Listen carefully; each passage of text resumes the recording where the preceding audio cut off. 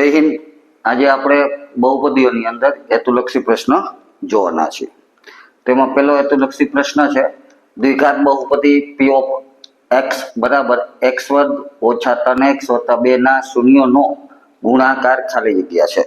તો અહીંયા આપણે દ્વિઘાત બહુપદી આપેલી છે એનો શૂન્યનો ગુણાકાર, તો શૂન્યનો ગુણાકાર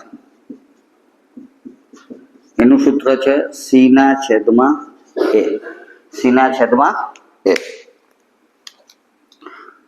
તો c એટલે અચળ પદ, અચળ પદને આપણે શું કહીએ છીએ c, ને a એટલે x વર્ગનો ગુણ, a એટલે x વર્ગનો સહગુણક, પણ અહીંયા કઈ આપેલો નથી એટલે કેટલો બનશે 1। તો એનો મતલબ 2 ના છેદમાં 1, તો આપણો જવાબ આવશે 2। તો ગુણાકાર કેટલો આવશે તો કે 2। તો આ શૂન્યના ગુણાકારનું સૂત્ર છે c ના છેદમાં a, એટલા માટે આપણે જવાબ આવશે 2।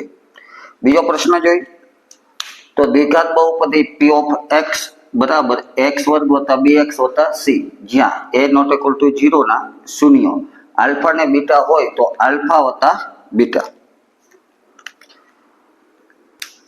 તો આલ્ફા વત્તા બીટા બરાબર એટલે કે શૂન્યનો સરવાળો પૂછ્યો છે, શૂન્યનો સરવાળો હોય તો એનું સૂત્ર છે માઇનસ બી ના છેદમાં a, માઇનસ બી ના છેદમાં a। તો આપણો જવાબ થશે માઇનસ બી ના છેદમાં a। ત્રીજો પ્રશ્ન જોઈ તો કોઈ બહુપદી p ઓફ x માટે y, બહુપદી આપેલી છે y, p ઓફ x ના આલેખ આપેલ છે, તો p ઓફ x ના શૂન્યની સંખ્યા કેટલી થાય? શૂન્ય નથી પૂછ્યા પણ શૂન્યની સંખ્યા પૂછી છે। તો આપણે અહીંયા બહુપદી y આપેલી છે અને ચલ આપેલો છે x, તો આપણે x ધરી ઉપર જોવાનું છે કે જે આ રેખા છે એ x ધરી ઉપર કેટલી વાર છેદે છે। તો અહીંયા તમે જુઓ તો એક પણ વખત છેદતી નથી એટલે શૂન્યની સંખ્યા થાય અહીંયા 0। આ રેખા છે એ x ધરી ઉપર એકેય ફેરે વાર છેદતી નથી એટલા માટે અહીંયા શૂન્યની સંખ્યા થઈ જાય 0। ચોથો પ્રશ્ન નીચેનો આલેખ y બરાબર p ઓફ x માટે શૂન્યની સંખ્યા કેટલી? તો અહીંયા જો બહુપદી y આપેલી છે, ચલ છે એ x વાળી બહુપદી છે, તો x ધરી ઉપર આ રેખા છે એ એક તો અહીંયા છેદે છે ને એક અહીંયા, એટલે 2 વખત છેદે છે એટલે શૂન્યની સંખ્યા થઈ જશે 2। શૂન્યની સંખ્યા કેટલી થઈ જશે 2। તમારે આ જોવાનું છે કે આ ધરી ઉપર કેટલી વખત એટલે કે x ધરી ઉપર કેટલી વખત આ રેખા છેદે છે, તો અહીંયા 2 વખત છેદે છે એટલે આપણે અહીંયા 2 લખ્યા, અહીંયા એકેય વખત છેદતી નથી એટલે શૂન્ય આવશે 0। 5 નંબર જોઈ તો દ્વિઘાત સમીકરણ x વર્ગ ઓછા 7x વત્તા 12 બરાબર 0 નો ઉકેલ 3 અને 4 આપેલો છે, એટલે કે એક શૂન્ય 3 આપેલો છે બીજો આપેલો છે 4। વિધાન ખરું છે ખોટું તે આપણે કહેવાનું છે। તો અહીંયા આપણે x ની કિંમત આની અંદર 3 મૂકી, તો 3 મૂક્યું તો શું થાય 3 નો વર્ગ એટલે 9 માઇનસ 7 કૌંસમાં 3 વત્તા 12, તો 9 ઓછા 7 તેરી 21 વત્તા 12, 12 ને 9 21 માઇનસ 21 બરાબર 0। એનો મતલબ એ થયો કે અહીંયા બહુપદી માં x બરાબર 3 મૂકતા બહુપદી 0 થઈ જાય છે એટલે આ 3 છે એનું શૂન્ય છે। એવી રીતના 4 ચેક કરી શકીએ આપણે, x બરાબર 4 મૂકવામાં તો 4 નો વર્ગ એટલે 16 માઇનસ 7 ગુણ્યા 4 વત્તા 12, 16 7 ચોક 28 વત્તા 12, 16 વત્તા 12 એટલે 28 માઇનસ 28 બરાબર 0। તો આપણે એક પછી એક બંને કિંમતો જોઈ તો બંનેમાં બહુપદી 0 થઈ જાય છે એટલે કે શૂન્ય થઈ જશે, એટલા માટે કહી શકાય કે આ 3 અને 4 એ આપેલ બહુપદીનો શૂન્ય છે, માટે આ વિધાન કેવું થઈ જશે તો કે ખરું।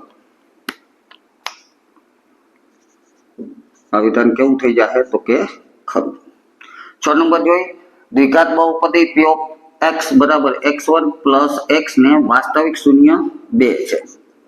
તો અહીંયા દ્વિઘાત બહુપદી આપેલી છે ને દ્વિઘાતમાં વધુ શૂન્યની સંખ્યા 2 જ હોય છે ને અહીંયા આપેલી છે 2, માટે આ વિધાન થઈ જશે ખરું. આ વિધાન કેવું થઈ જશે તો કે ખરું.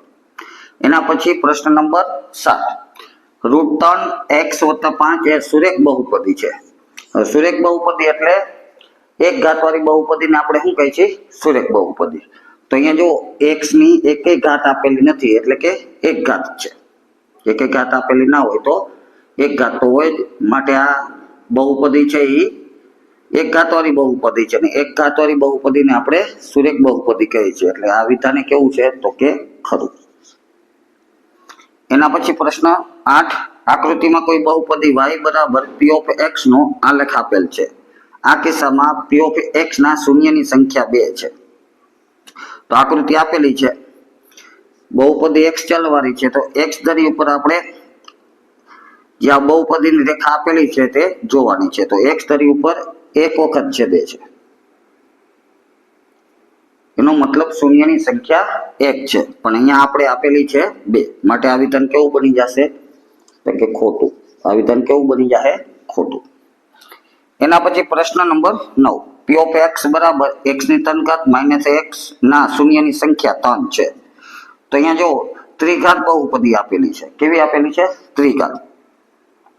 અને ત્રિઘાત બહુપદીમાં વધુ શૂન્યની સંખ્યા કેટલી હોય છે? 3. વધુ 3 જ હોય છે. અહીંયા આપણે 3 આપેલું છે, માટે આ વિધાન બની જશે ખરું. 10 નંબર જોઈ તો કે p of x બરાબર x² - 7x + 10 ના શૂન્યની સંખ્યા 3 છે. તો અહીંયા આ બહુપદી આપેલી છે એ દ્વિઘાત બહુપદી છે, કેમ કે મહત્તમ ઘાત આની કેટલી છે? 2, માટે શૂન્યની સંખ્યા વધુ 2 હોય, 2 થી વધુ હોઈ શકે નહીં. પણ અહીંયા શૂન્ય કેટલા આપેલા છે? શૂન્યની સંખ્યા કેટલી આપેલી છે? 3, માટે આ વિધાન કેવું બનશે તો કે ખોટું. આ વિધાન કેવું બની જશે તો કે ખોટું, કેમ કે દ્વિઘાત બહુપદીમાં 3 શૂન્ય હોતા નથી, વધુ 2 જ હોય છે, માટે આ વિધાન કેવું બનશે? ખોટું. તો આજે આપણે બહુપદીના હેતુલક્ષી જોયા, જે બોર્ડમાં પૂછાયેલા છે, પૂછાવાની શક્યતાવાળા છે. નવા વિડીયોમાં નવા હેતુલક્ષી પ્રશ્ન સાથે ફરીથી મળીશું. જય હિન્દ, જય ભારત.